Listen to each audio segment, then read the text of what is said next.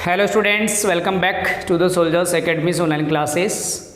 हम पढ़ रहे हैं परसेंटेज यूनिट और काफ़ी हद तक हमने इसके क्वेश्चंस हैं वो कर लिए हैं। मोस्टली इसके क्वेश्चंस हैं वो कर रहे हैं और एक्सपेक्ट करते हैं, उम्मीद करते हैं कि आज ये अपनी जो एक क्लास है परसेंटेज की वो लास्ट क्लास होगी अपनी, क्योंकि मोस्टली जितने भी टाइप के क्वेश्चंस हैं वो मैंने आपको करवा दिए। यदि फिर भी कोई एक दो क्वेश्चन बचा है तो वो आज हम इस क्लास में अपना कंप्लीट करके परसेंटेज यूनिट है वो कंप्लीट कर देंगे। ठीक है, तो देखिए अपना जो अगला क्वेश्चन है, नेक्स्ट क्वेश्चन है वो किस तरीके का है कि एक नया बजट है। ठीक है, बजट आया है और उस बजट में पेट्रोल की कीमत को 20% बढ़ाया गया, 20% इंक्रीमेंट हो गई है पेट्रोल की कीमत। तो किसी गाड़ी वाले को पेट्रोल का यूज़ कितना कम कर देना चाहिए कि उसका खर्चा ना बढ़े। देखो पेट्रोल की कीमत बढ़ गई है तो और गाड़ी वाला ये चाहता है कि उसका खर्चा ना बढ़े, तो क्या करना चाहिए, उसे पेट्रोल का यूज़ कम कर देना चाहिए। अब पेट्रोल का यूज़ कम कर देने का मतलब ये नहीं है कि उसमें वो कुछ और मिला के काम में लेने लग जाए। पेट्रोल का यूज़ कम करने का मतलब है कुछ काम ऐसे हैं जिनमें उसको गाड़ी का यूज़ नहीं करना चाहिए, वो गाड़ी का कम यूज़ करके अपने खर्चे को मेंटेन कर सकता है। समझ गए? तो करना क्या फिर हमें इस तरीके से हमें वही करना है जैसे पहले वाले क्वेश्चंस हमने किए हैं, लेकिन क्वेश्चन की भाषा थोड़ी बदल गई है, इसलिए यहाँ पे कंफ्यूज होने की हमें ज़रूरत नहीं है। बिल्कुल बस क्या करना है उसी तरीके से हमें क्वेश्चन सोल्व करना है जैसे अब तक हम करते आए हैं। बस थोड़ा सा इसका ध्यान रखना है। ठीक है, क्या करेगा, जो गाड़ी वाला है, व्हीकल वाला है, वो गाड़ी का यूज़ कम कर देगा। ठीक है, गाड़ी का यूज़ कम करेगा, पेट्रोल कम लगेगा, पेट्रोल कम लगेगा तो उसका जो खर्चा है वो पहले जितना ही वापस से आ जाएगा।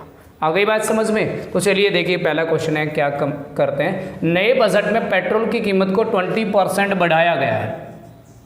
20% का मतलब कितना है, 1/5 है। ठीक है, 20% इंक्रीमेंट हुआ है तो पहले वाली कीमत और अब वाली कीमत देख लेते हैं। पहले यदि कीमत RS 5 थी, ठीक है, तो अब उसमें 1 का इंक्रीमेंट हो गया है, कितनी हो गई है अब, RS 6 हो गई है। पहले पेट्रोल की जो कीमत थी, जो प्राइस थी वो कितनी थी, 5 रुपये थी, अब कितनी हो गई, 6 रुपये।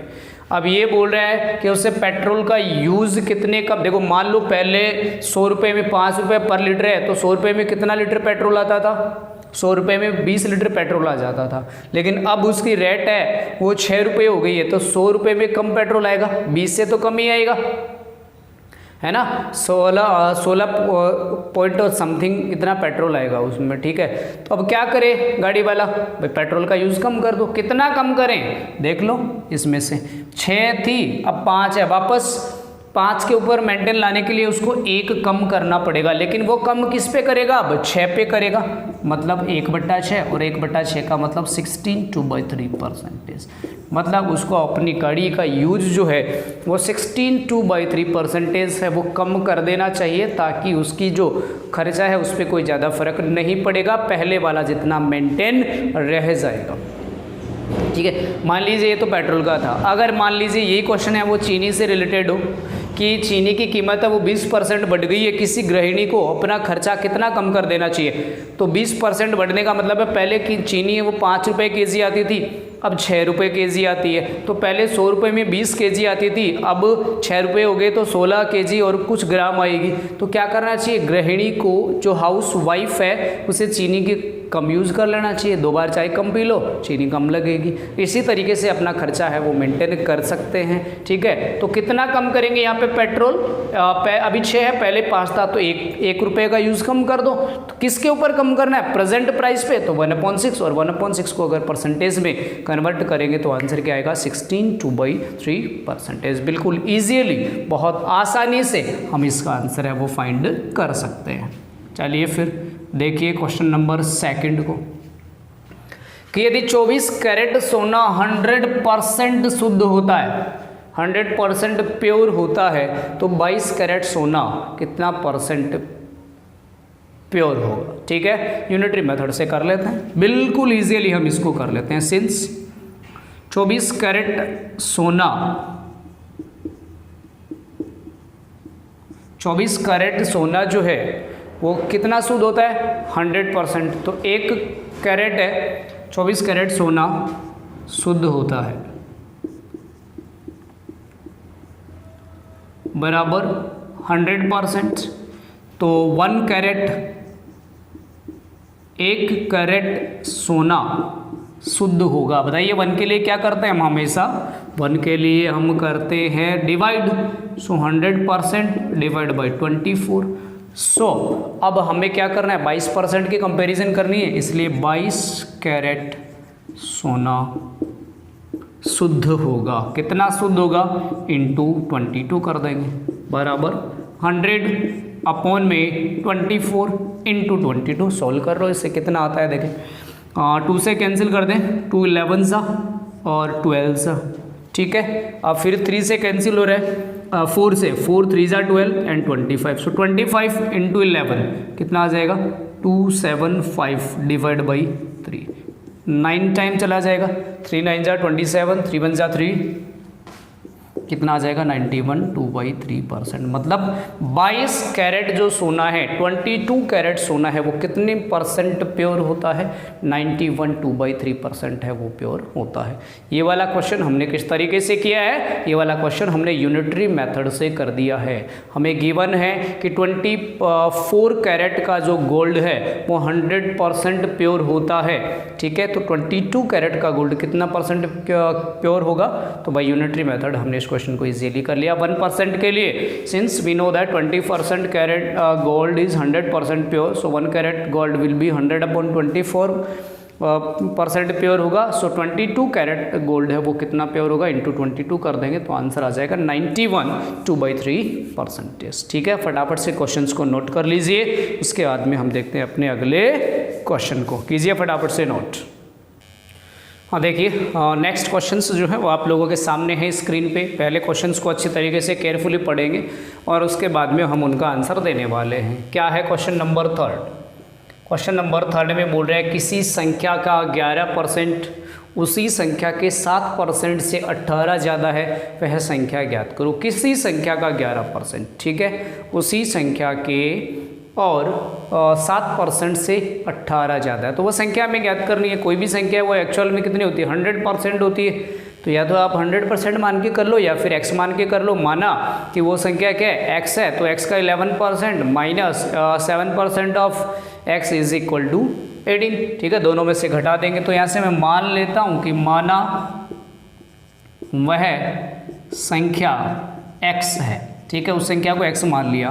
देन अकॉर्डिंग टू क्वेश्चन, ठीक है, इसी x का 11%, x का जो 11% है वो इसी संख्या के 7% से, x का 7% से कितना ज़्यादा है, 18।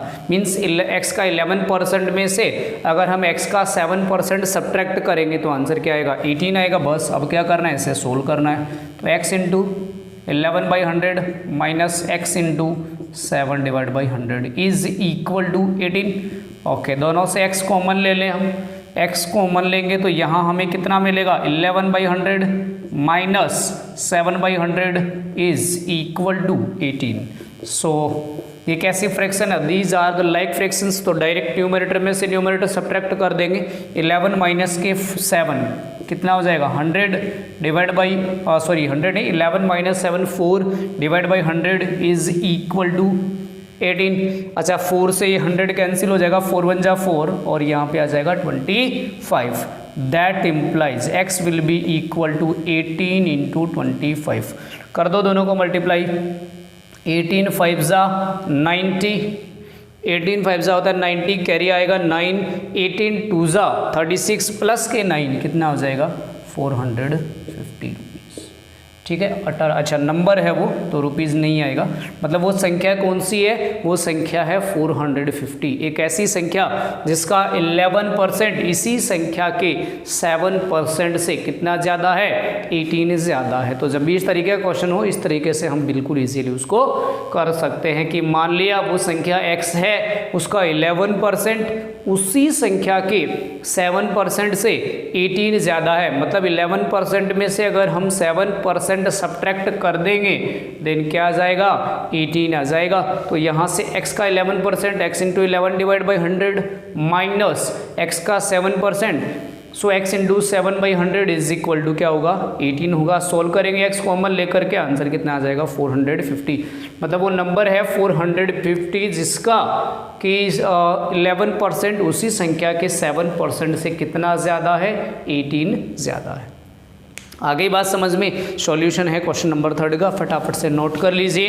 इसके बाद में करते हैं हम इसका फोर्थ क्वेश्चन का सॉल्यूशन। पढ़िए क्या है क्वेश्चन।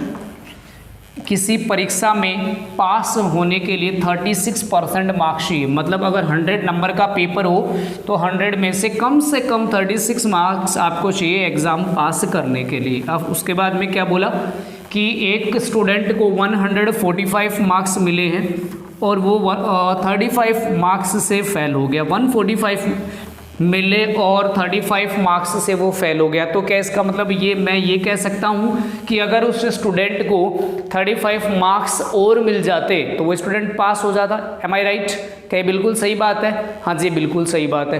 तो फिर पास कितने मार्क्स से होता है वो 145 प्लस का 35 180 मार्क्स से वो पास हो जाता। अब कोई संख्या ऐसी है हमारे सामने जिसका 36% है वो 180 के इक्वल है, वहाँ से वो हम निकाल लेंगे। तो किस तरीके से निकाल लेंगे जरा देखिए। पास होने के लिए मार्क्स चाहिए। कितने मार्क्स चाहिए? परसेंटेज की अगर हम बात करें, पास होने के लिए मार्क्स चाहिए इज इक्वल टू 36%। ठीक है। और अभी उसको कितने अंक मिले हैं? स्टूडेंट को अंक मिले, कितने मार्क्स आए हैं उसके? बराबर 145। कितने मार्क्स से फेल हुआ? बराबर 35 मार्क्स से। तो टोटल 145 प्लस 35 मतलब अगर उसको 180 मार्क्स मिल जाते तो वो पास हो जाता। इसका मतलब पास होने के लिए आवश्यक अंक, पास होने के लिए अंक चाहिए। कितने अंक चाहिए पास होने के लिए उसको? ये बात तो समझ गए ना आप कि 180 कहाँ से आया। देखो 145 मार्क्स उसको मिले हैं और वो फेल हुआ है 35 मार्क्स से। इसका मतलब मैं ये बोल सकता हूँ कि अगर उसको 35 नंबर और मिल जाते तो वो डेफिनेटली पास हो जाता है। तो इसका मतलब पास होने के लिए 180 मार्क्स ही तो चाहिए उसको। और किसी संख्या का जो 36% है वो क्या है? 180 है। तो अब माना अच्छा पूर्णांक को बोलते हैं मैक्सिमम मार्क्स। माना पूर्णांक का मतलब होता है mm या फिर मैक्सिमम मार्क्स x है। ठीक है। तो x का 36% इज इक्वल टू कितना है? 180। अब देखो दोनों चीज़ें मिल गई हमें, परसेंटेज भी मिल गया और वो नंबर भी मिल गया। तो ये कितना आ जाएगा? x into 36 divide by 100 is equal to 180। 36 5 जा 180, that implies x will be equal to 5 into 100। So x will be equal to 500। Means अतः है जो एग्ज़ाम हमें दी गई है, जिस एग्ज़ाम के बारे में यहाँ डिस्कशन किया गया है, उसके मैक्सिमम मार्क्स कितने हैं? 500 मार्क्स। दोबारा इस क्वेश्चन को समझिए और बहुत बढ़िया क्वेश्चन है, स्टार वाला क्वेश्चन है, क्योंकि ऐसे क्वेश्चंस हैं वो आपसे पूछे जाते रहते हैं, अक्सर आपसे पूछे जाते रहते हैं। पुराने पेपर जब आप देखोगे तो डेफिनेटली कहीं ना कहीं आपको ऐसा क्वेश्चन मिल जाएगा। क्या क्वेश्चन था? किसी एग्जाम में पास होने के लिए 30% मार्क्स ही। परसेंटेज के अकॉर्डिंग अगर हम बात करें तो कितने मार्क्स हो गए? 36%। नंबर के अकॉर्डिंग अगर बात करें 145 तो उसको मिले हैं, लेकिन 145 मिलने के बाद भी वो 35 मार्क्स से फेल हो रहे। तो यहाँ से इसका मीनिंग ये हुआ कि अगर उसे 35 मार्क्स और मिल जाते हैं तो स्टूडेंट है वो पास हो जाता। तो यहाँ से अगर नंबर की बात करें 145 प्लस 35 मीन्स उसको पास होने के लिए 180 मार्क्स चाहिए। अब कोई तो ऐसी संख्या है जिसका 36% है वो 180 है, तो मैंने क्या मान लिया? उसको x मान लिया।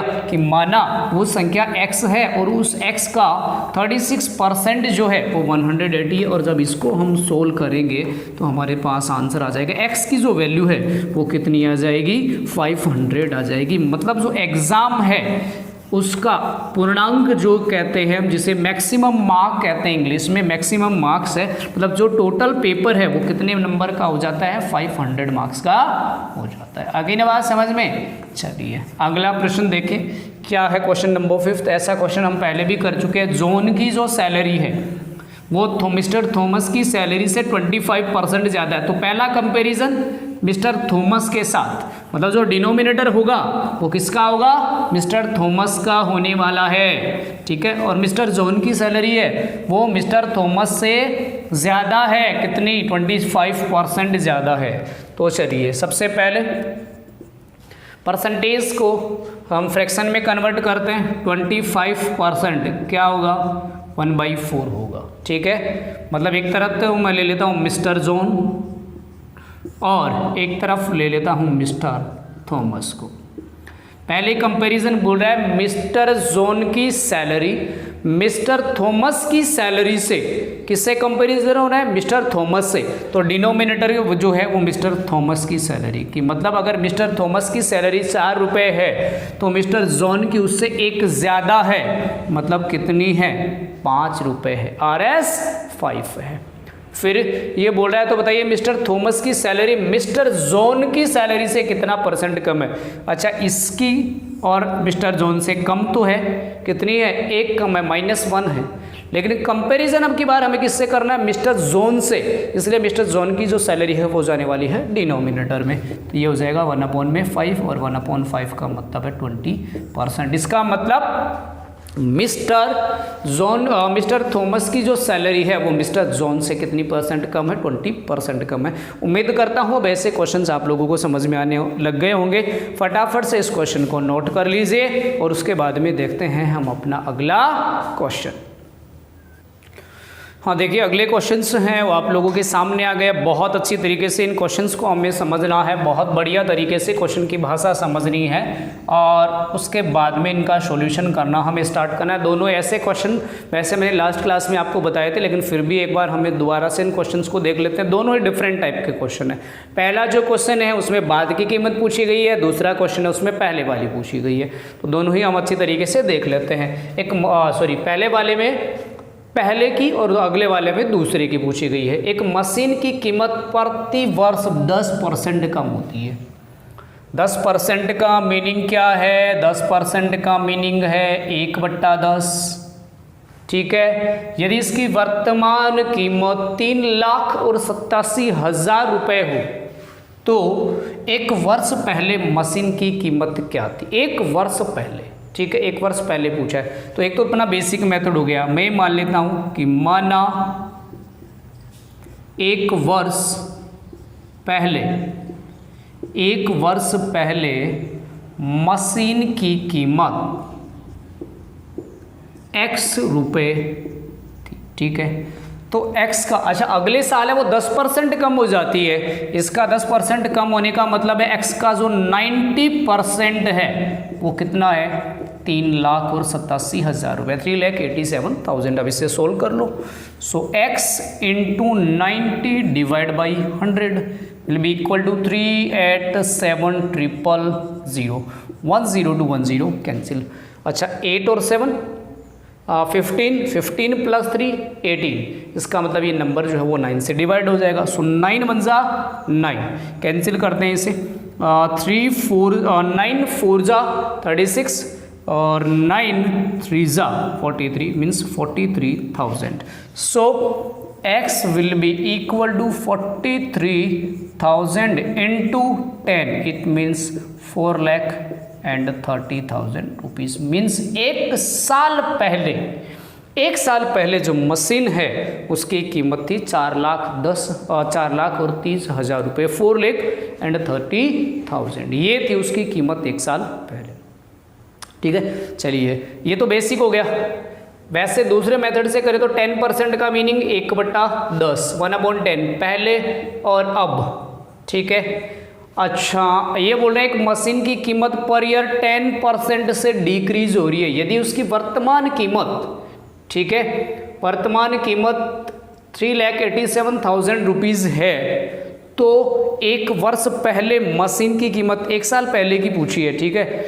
तो 1 साल पहले अगर 10 रुपये थी तो अभी प्रेजेंट में एक कम हो गई ना, 10 में से एक कम, 10 - 1 दैट इज इक्वल टू 9।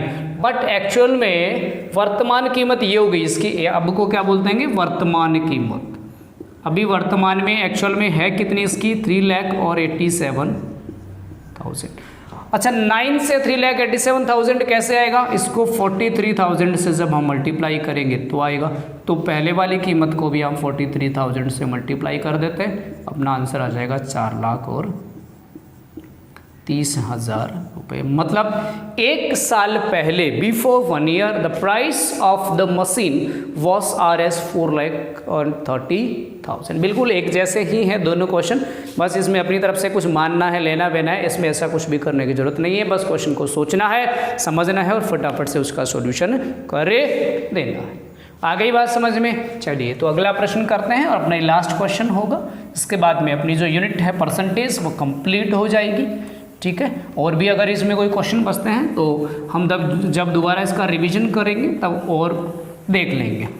ठीक है, पेपर का जब सॉल्यूशन होगा, पेपर्स का सॉल्यूशन करवाएंगे तो वहाँ से आपकी स्पीड बढ़ेगी। अभी क्या है, अभी आपको जो इसके कॉन्सेप्ट हैं वो क्लियर करने हैं। कॉन्सेप्ट क्लियर होने के बाद में जैसे ही अपने पेपर स्टार्ट हो जाएंगे, पर डे का आपको एक पेपर मिलता रहेगा, और जैसे हम पेपर सोल्व करेंगे तो पेपर सोल्व करते टाइम पे हमारी स्पीड बढ़ेगी। कॉन्सेप्ट क्लियर करना बहुत ज़रूरी है, तो पहले कॉन्सेप्ट आप लोग अच्छी तरीके से क्लियर करते जाइए जैसे जैसे मैं बता रहा हूँ। और कॉन्सेप्ट क्लियर कब होंगे, केवल वीडियो लेक्चर देखने से नहीं होंगे। जो भी आपको बताया जाता है उसकी आप प्रैक्टिस करें। जो भी क्वेश्चंस, एक वीडियो को कम से कम दिन में 2 बार देखें, एक लेक्चर को, तब जा करके आपकी प्रैक्टिस हो पाती है। एक बार तो सीखें कि हम लोगों ने आपको क्या बताया है, और एक बार दोबारा उसी को देख करके आप खुद उसको सोल्व करने की कोशिश करें। तो देखिए एक कार की कीमत जो है प्रति वर्ष 20% कम हो जाती है। 20% कम हो जाती है यदि वर्तमान कीमत प्रेजेंट है उसकी 4,50,000, तो 2 साल बाद की पूछी है। अच्छा 7th में 20% की कमी बता रहे हैं इसमें। चलिए अच्छा वर्तमान कितनी है 4,50,000 है, तो 2 साल बाद। अच्छा 20% कम होने का मतलब मैं ये कह सकता हूँ कि अगर अभी 100 है तो नेक्स्ट ईयर कितनी होगी, -20 कर देंगे 80%, उससे अगले भी उसका 80%, तो 4,50,000 का 80% और इसका भी 80%। बस इसका जो सॉल्यूशन है वही अपना आंसर होगा। ओके 80% करने के लिए क्या करूँ मैं, परसेंट हटाओ, डिवाइड बाई 100 कर दो।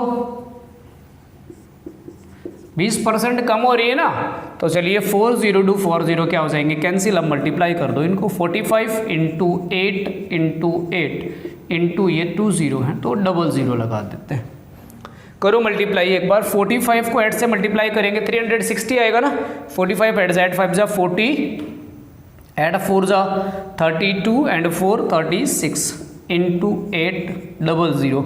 ओके 8 से और मल्टीप्लाई कर दे, 30 तो आई आएंगे, 8 6 जा 48, 4 8 3 जा 24 प्लस 4, 2,80,000 रुपये होगी। मतलब 2 साल बाद जो मशीन है उसकी कीमत है वो कितनी हो जाएगी, 2,88,000। आगे बात समझ में, दूसरे मेथड से करें। 20% का मीनिंग 1/5, मतलब पहले और अब के अकॉर्डिंग अब हम करें। ठीक है, नहीं ये बोल रहा है कि बाद वाली पूछी है, तो प्रेजेंट अब और बाद में, वर्तमान में और बाद में। अच्छा 20% होने का मतलब है अगर अभी प्रेजेंट में 5 है तो अगले साल 1 कम होकर के कितनी हो जाएगी, 4 हो जाएगी।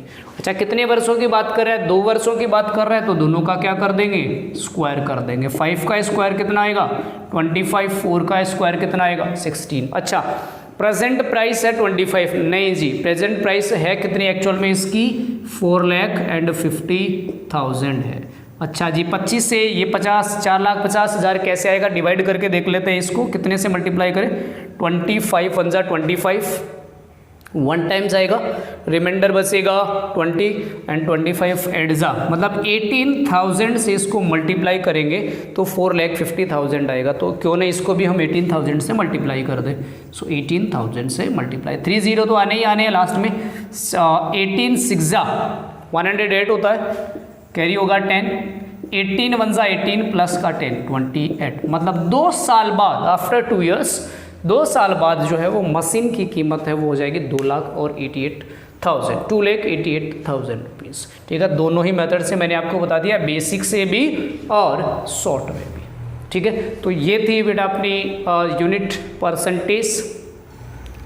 तो कोशिश करें एक बार दोबारा से, मैंने हर टाइप के लगभग जितने भी टाइप के क्वेश्चंस बनते हैं परसेंटेज में आपके लेवल के, वैसे तो क्वेश्चंस और भी बनते हैं इसमें, लेकिन आपके लेवल के जो क्वेश्चंस बनते हैं वो मैंने अपनी तरफ से करवाने की पूरी कोशिश की है। अगर अभी भी कुछ बाकी रह गया है तो पेपर्स का जब हम सॉल्यूशन करेंगे, जिस टाइप के क्वेश्चंस उनमें पूछे जाएंगे, मोस्टली ऐसे ही क्वेश्चंस आपको मिलेंगे जैसा कि मैंने आपको बताया है। हर टाइप के क्वेश्चन मैंने आपको बताए हैं। अब आपका काम है कि जैसे जैसे क्वेश्चंस मैंने आपको बताए, कम से कम 5-5, 6-6 क्वेश्चन एक ही टाइप के आप जो बनते हैं उनकी आप प्रैक्टिस करें। ठीक है, अभी भी अगर कोई दिक्कत है तो आप लोग हमसे पूछ सकते हैं, लेकिन वीडियोस सारे देखें, कंप्लीट देखें, बार बार देखें और खुद इनको प्रैक्टिस करने की कोशिश करें। ठीक है, तो आज अपनी जो यूनिट है परसेंटेज वो होते हैं कंप्लीट। आज नेक्स्ट क्लास में हम मिलेंगे एक नई यूनिट के साथ, तब तक के लिए थैंक यू, बाय बाय।